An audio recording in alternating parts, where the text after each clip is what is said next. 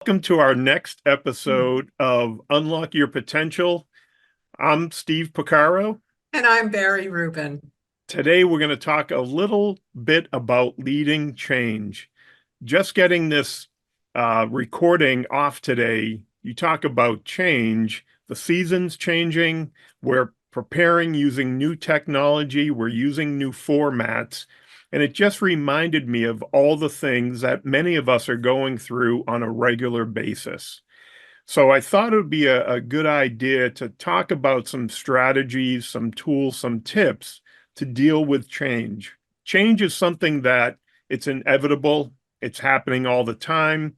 We talk about a constant in our life, our career, our business. Change is one of them. And when you least expect it, bam, something happens, right? Sometimes it's good, sometimes it's bad, sometimes it's ugly. But at the end of the day, it's really our attitude. How do we mentally prepare for change? What are we doing different? And how do we lead it versus being dragged into it? So today we'll share some strategies. We'll share some examples. And Barry and I have been when we talk about change on LinkedIn, social media, Facebook, Instagram, all YouTube, just in our careers, our life, it's constant.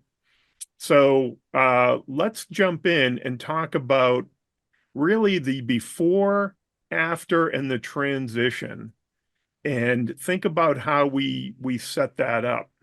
So Barry, when we talk about change, when I think about the before, and you and I were talking about things in the past, I shared a meme about the 80s, right? When we were dancing and doing things, that was our comfort zone, right? We knew that feeling. We hearkened back to the days. Some of us wish I had hair, right? I carried a comb. I don't know if I ever told you, after I shaved my head years ago, I still carried a comb for a few months out of habit. And then one day I looked down and I'm saying, why am I carrying this comb? So, what was something when you think about the before, what was something that you went through or look back at as a comfortable point in your career or your life? Um, well, I, wow, talk about a loaded question. Um, the first thing that came to mind was when I was living in Los Angeles and working as a makeup artist, and all these strikes kept hitting, and I decided I had to lead the change. I needed to pivot and do something else. And that was very daunting. I didn't know what I was going to do. I didn't know how I was going to do it. I just I basically started praying and, reading help wanted ads at that point, because it was well before the internet was full of job boards and ways to find employment opportunities that were not written on paper. Yeah. So, Oh, I'm sorry. Go ahead. yeah, so that was that I knew I was headed up a big hill, because even though I had a college degree and even though I am intelligent and well read, I didn't have any proof that any of that existed after working for 10 years as a makeup artist. So I found myself pretty much starting from scratch. Yeah, it's interesting when we think about the before, it's comfortable, it's well worn, we're used to that. There's a sense of security, right? We talk about our comfort zone. It's the way things have been. I was reading an article about Windows is phasing out support for Windows 10. And I'm over here thinking, I feel like I just upgraded to Windows 10, and now they're pushing Windows 11, and 70% of their market is still on Windows 10. And it's interesting, little things like this. The Yeah, I minute, I go was just ahead. gonna say, I feel like I'm still getting used to Windows XP. I mean, it's I crazy. know, I know, and it's so funny, and there are so many things happening. Again, when you think about technology, but even in our career, using technology. But the moment we sense change or even the potential for change, this phase ends and we start thinking about that transition, already now, I'm over here thinking, you know what, and I was reading this article. A lot of people are commenting, my computer's fine. It's a few years old. Why am I forced to buy another computer to run Windows 11? Or why, I think Apple did this, there's articles when they kind of slowed down their older iPhone, so people had to upgrade that forced obsolescence. And, Mhm. there's a lot of things we think about going forward. So when we move from the before to the after, there's always a transition. Aging, think about this every time we look in the mirror. Oh my gosh, I don't feel this old, but I'm starting to look it, right? We think about adding skills, becoming more or less financially secure, or maybe we're preparing to do certain things. This phase ends when we think of ourselves as no longer changing. And that's when we're almost, for me, when I think about change, I think about being on the trail. Over the years, I've mentioned I do a lot of hiking and crossing the streams. And there was a stream last year. There was no bridge, but there were stones. And these stones were pretty far apart and they were wet. And it was late spring, so there was a lot of water coming down.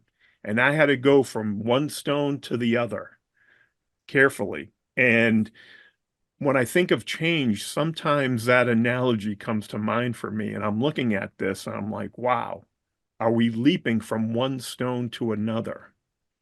The destination, when you're crossing that stream, is really the other side. It's the new normal, or in our mind, we've reached a certain level. It feels a little bit comfortable and secure. And again, physically crossing the stream, there was a sense of relief.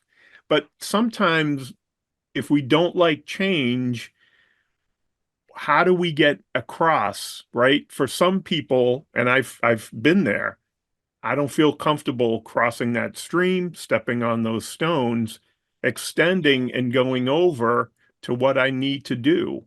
So how do we do that? So I Well, think it's interesting. Go ahead, Barry.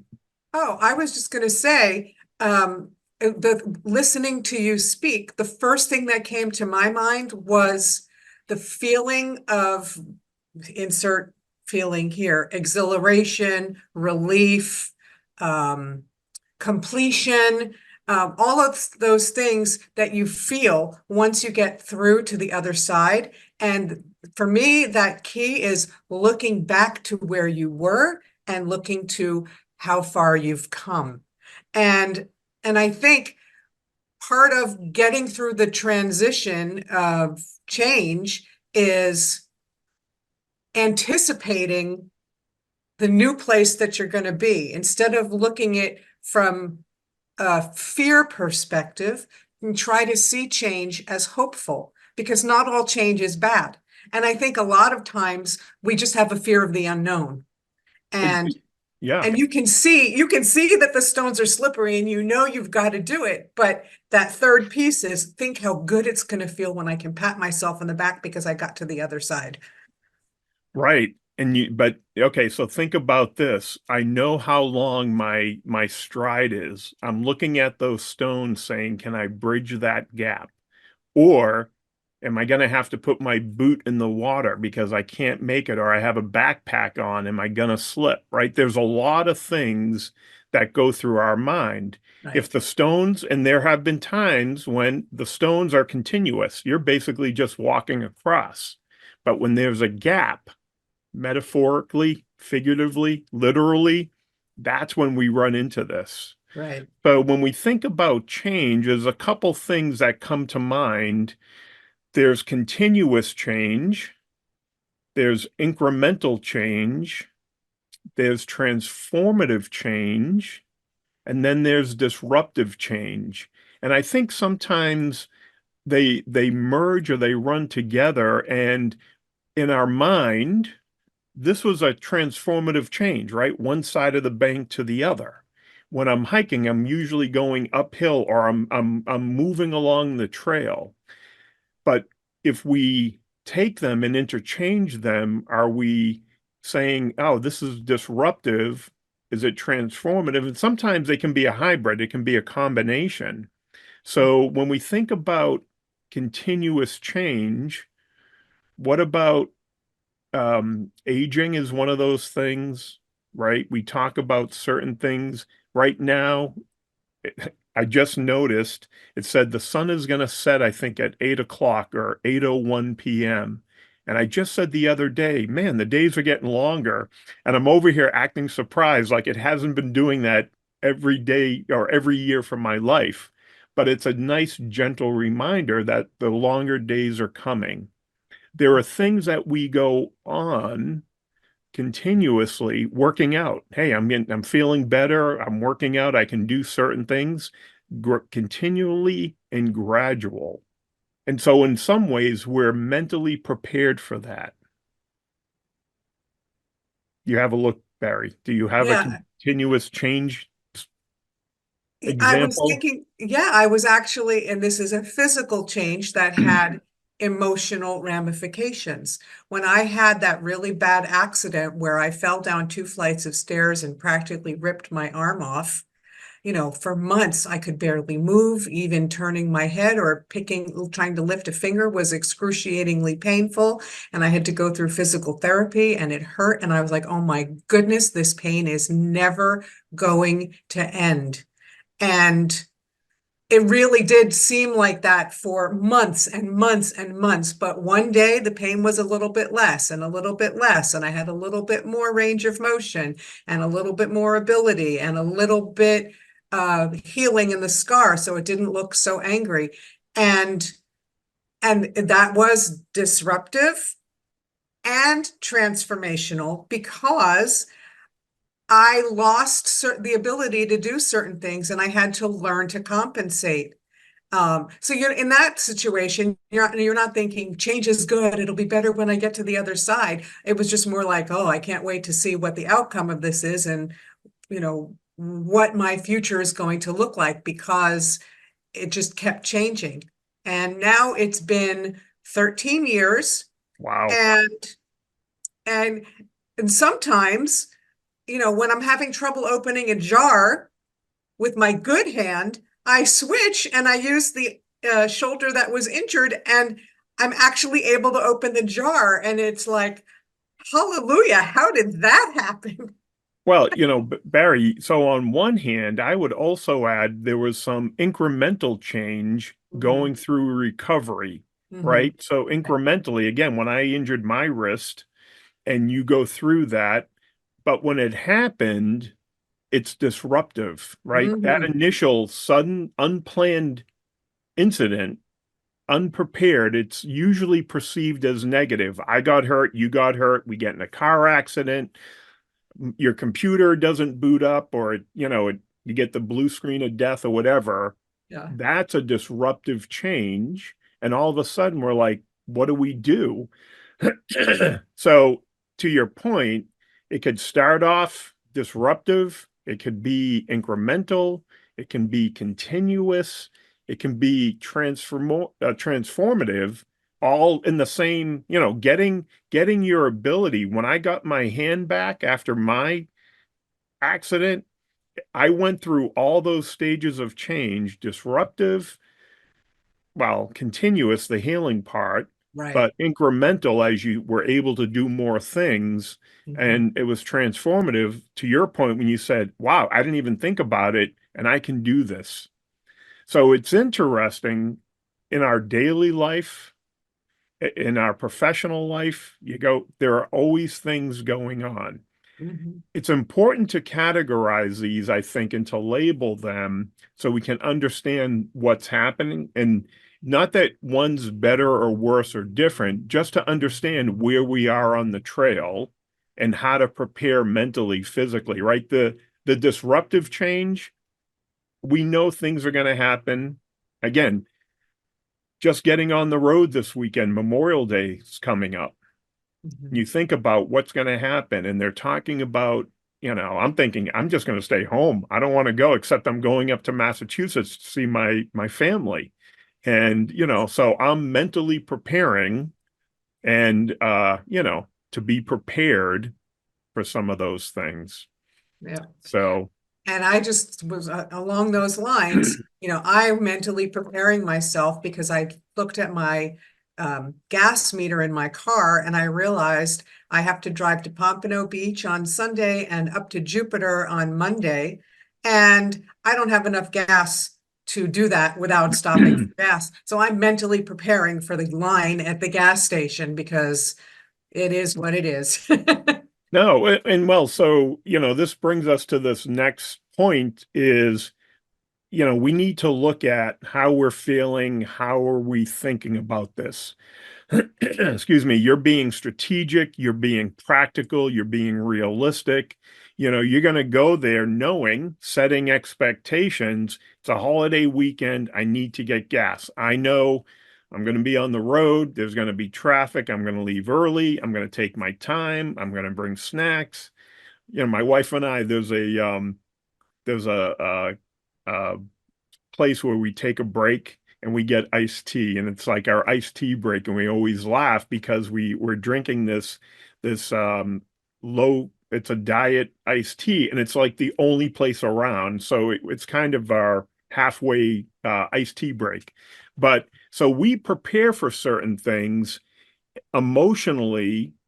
We want to set our tone and our expectations because sometimes our thoughts create our feelings, right? When something happens, is that our expectation, our unexpected results give us unexpected feelings. Again, accident, injury, something happens.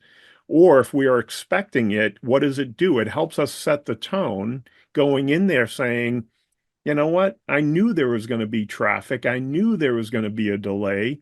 I'm mentally prepared to deal with that. So, how do you set your emotions? How do you set your feelings? And this is a great example. What happens if you go there to get gas and there is no line? And you're saying, wow, I'm pleasantly surprised. Timing's nice, right? Yeah, exactly. And I think, I've been the last couple of years have been so not what I expected from my life. And so a lot of times, and I've mentioned this in other podcasts, that when things happen that are unexpected, I try to view it from an internal sense of humor and call it a plot twist. But when I am stuck in the middle of it and I'm in that transition phase of a disruptive change, I have a mantra, change is good, change is good, change is good, change is good. Or if I realize that it's bad and it's snowballing, I'm like, all right, brainstorm, brainstorm, solve the problem, solve the problem. Like it really is just rolling with the punches, try to ride the wave when it's good and try to steel yourself if you're headed into rough waters. Right. And it's all about attitude. Mhm. We talked about resiliency in the Mhm. past. We've talked about proper preparation prevents poor performance.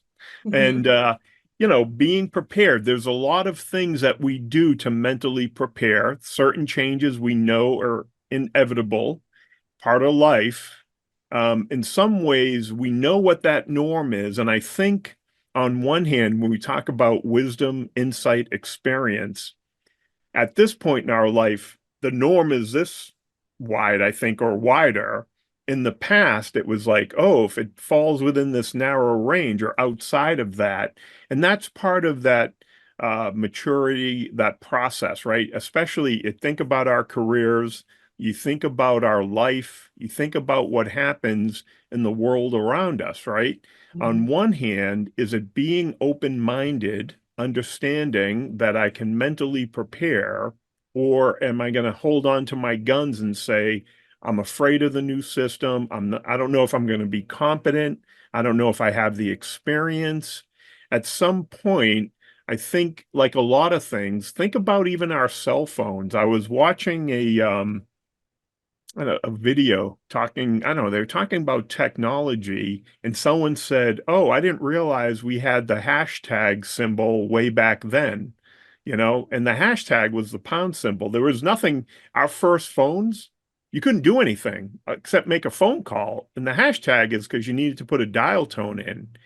But you think about how, as the technology developed with our smartphones, people, I have friends, some of them are veterans, in their 70s, 80s, even 90s, getting online using technology. So when we're mentally prepared, we adapt and we go there and say that was a nice incremental change. And then again, we're at this point where I have friends and family from a health perspective and aging perspective, kids, prospective grandchildren and children getting married and all these natural things. It's exciting, it's scary, and it allows us in some ways to say, am I prepared for that next stage? So I Mhm. think part of it, Barry, to your point, is mentally preparing ourselves, understanding that change. Some ways there are certain things we want to happen fast, right? Let's go in and get it over with. You mentioned ripping off that Band-Aid. Mhm. And you just had speaking of your fingers, you had that little, injury on your finger. Little. Right. And you think about how we go through some of these things. And I think our attitude really helps us overcome and deal with some of these changes, right?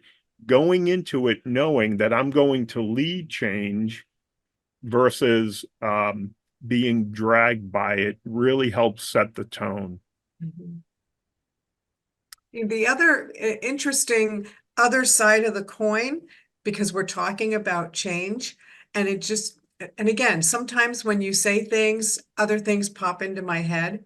And here we are talking about, mentally preparing yourself for change and disruptive change and transformational change. But a lot of times it's a process and it feels like it's going to be a transformative change, but things really don't change that much. And the thought that came to mind was the more things change, the more they remain the same.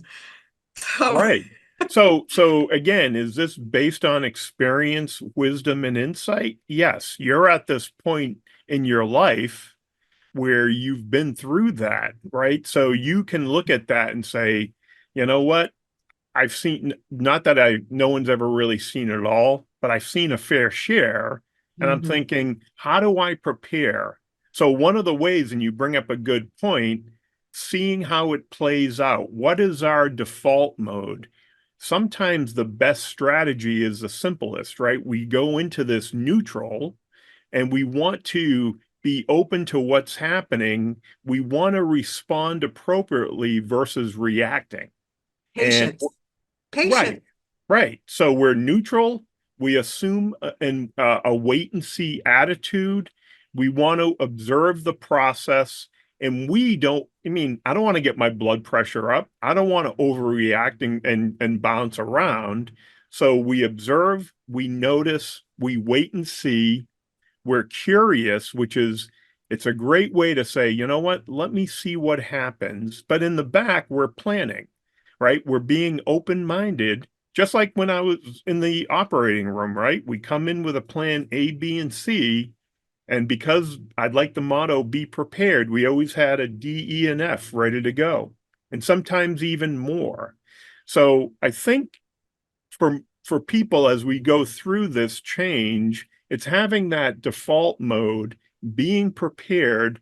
And this is where that self-confidence, that self-esteem, that experience again that you go through, you bring it to bear and say, and Barry, you've been through this again from a health perspective. I haven't had this challenge before. I've had similar challenges. What's the best way for me to address this? Mhm, Right? And you've been through a lot. And in some ways, you can talk about topics and things, and I think you've handled them like a champ. Not saying it wasn't challenging, it wasn't difficult, but you were able to overcome, adapt, improvise in a sense, mhm, and deal with that. And we know it's not easy, mhm. right? But we also know I can make it go by differently with my attitude. And you're a shining example of that. Oh, thank you. That's so nice. Well, it's true. Really. It's true. Yeah. You know, you may not hear it enough, but I think it's important that, one of the things when we talk about change, many of us in a position where we're in a caregiver role, right, with our families, our teams, personally, professionally, our organizations, we have friends. We talk with our supporters to share information. And sometimes when people share information, we think it's only affecting me. The reality is, and I think I shared this during the pandemic, I was doing webinars because people needed help with working from home or dealing with the pandemic. And I was doing webinars all over the place remotely. And I would talk to people, again, corporate America, academia, municipalities, all types of nonprofits, and everyone said, "Oh, we're the only ones going through it." And most people felt that way. And then they would turn the news on and they start taking the blinders off and saying, "Oh my gosh, we're all going through that." So having that network, that support, people who are in a similar situation, have similar values, ideas, beliefs, um, it's great to know that you can share that experience with them. My experiences, for instance, I don't have the same experiences as Barry did health wise, but I've had similar experiences. We have similar family situations, not exactly, but enough that there's an overlap and we can support each other. In a workplace situation, many people are able to support one another. We talk about career transitioning, people who are going through that. There's enough similarities that people that we talk to can understand what the change is. Doesn't mean we have the answers, but sometimes it's nice to know that there are people who at least understand what we're going through. Right. So when in doubt, um, we want to talk to our group, our tribe, our family, our friends. Sometimes it's venting, brainstorming, um, getting perspective, information. There's a lot of different things. Sometimes just support, right? I don't need to solve it. Sometimes I can just listen to help somebody, and vice versa.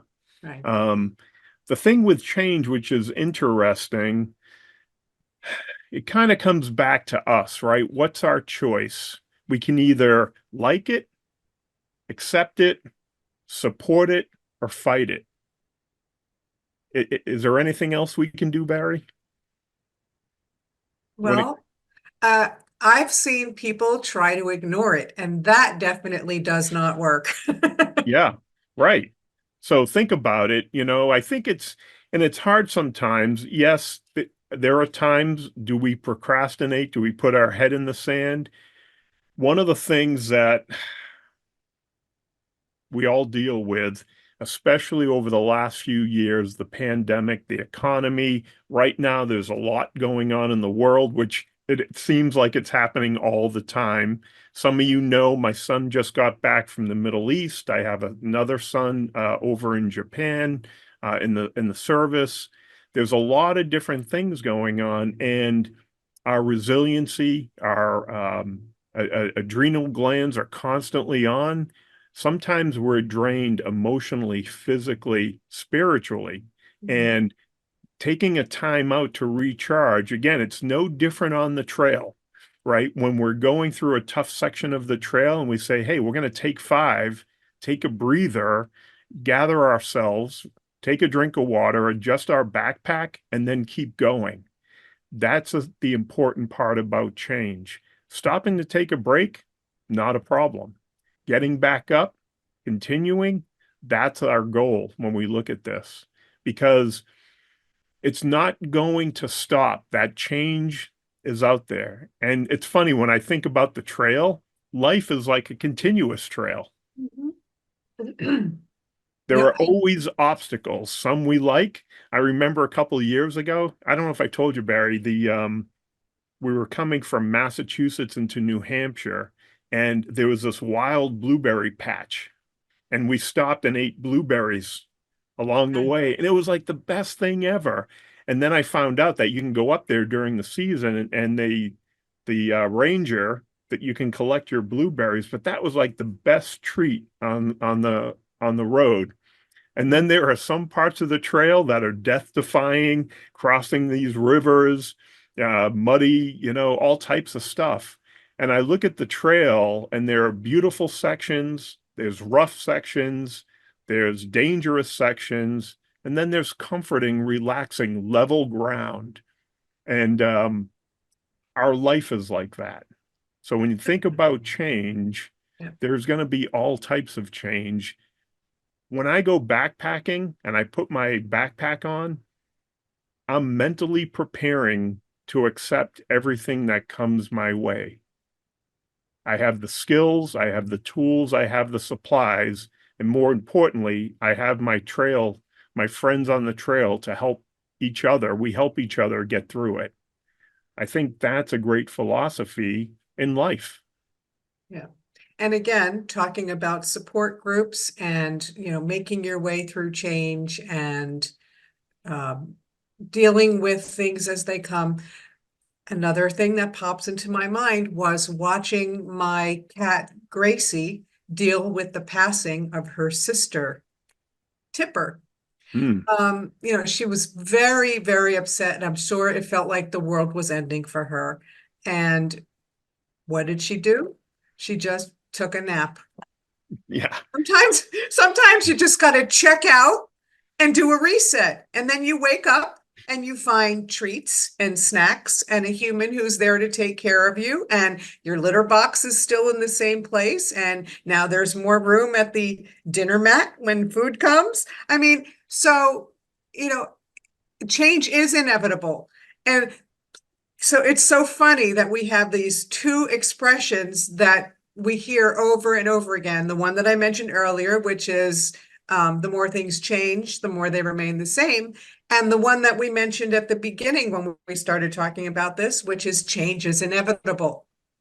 Yeah. So it really is about just sort of rolling with the punches of life and knowing that nothing ever stays the same. So even if something turns out really badly or an endpoint that you didn't expect, it's not going to stay like that.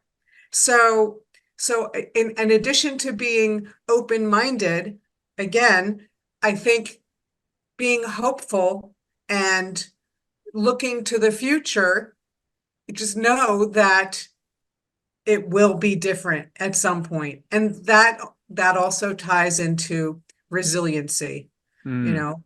And sometimes persistence isn't what you need. It's just resilience, because the definition of insanity is doing the same thing over and over and expecting different results. Sometimes you don't have that control. So um, Yeah. No. just being able to sort of, move with the waves and, stop and take a breath and do a mental reset. That's all you need to get through to the other side. And that hopeful attitude of just waiting to see what happens when it's something that you don't have the capacity to make change as the change is happening. Well, you mentioned this earlier, and I'd like to end on this note, being flexible, agile, right? Mhm. When we talk about resilience, again, the idea is being flexible, being able to stretch beyond and come back to the norm, right? Whatever that is, Mhm. knowing that it's a temporary situation. And temporary is a relative term. Again, the pandemic, nobody knew what was going on, right? Something happens. Again, traffic, when you're sitting in traffic and you're like, oh, I don't know how long. And we all have horror stories about traffic.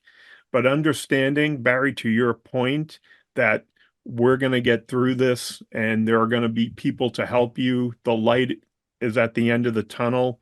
Um, this is the process we're going through. So, on one hand, build your team, right? Get your family, your friends, your supporter, be part of that network. I like to say givers gain. The more I help other people and support them, the more they support me. And there are times when I reach out and there are times when they reach out and we support each other. And I also think our attitude, right? If you look at the people who are dealing with change, our outlook, our perspective, use that wisdom and that insight to your advantage. Talk to the people. I'll share a quick example. Um, I'm part of our local community television board of directors. I got a call the other day. They wanted help interviewing a 93-year-old World War II veteran. Wow. And we want to record his experiences, not only as a veteran, as a business owner and a member of the community. So when I look at what he's gone through, especially with Memorial Day and the friends he talked about, the friends he lost during the war, he was one of the only people in his unit to survive. Wow. We put things in perspective and we say, wow, how do we deal with change? So whether it's our outlook, whether it's our attitude, whether it's our vision, whether it's our motivation, right? How do we take that and move forward? So Yeah. I'd like to leave it with that thought. I'd like to wish everyone a meaningful Memorial Day. Remember the holiday, why we uh, remember our veterans who gave their life, or the veterans who never came back, our service members, and think about going forward how you would like to lead change and, make it part of your life versus being pulled by it. And speaking of Memorial Day, I would like to thank you and all of your sons for your service. I mean, talk about a family that has made a difference between your community involvement and your military participation. The whole family is just, I mean, you guys are a shining example of true American spirit and being of service to your community. And thank you very much. You're welcome. So thank you, everyone. Have a great weekend, and we'll see you next time on Unlock Your Potential. Bye, Thank you. everybody. Bye bye.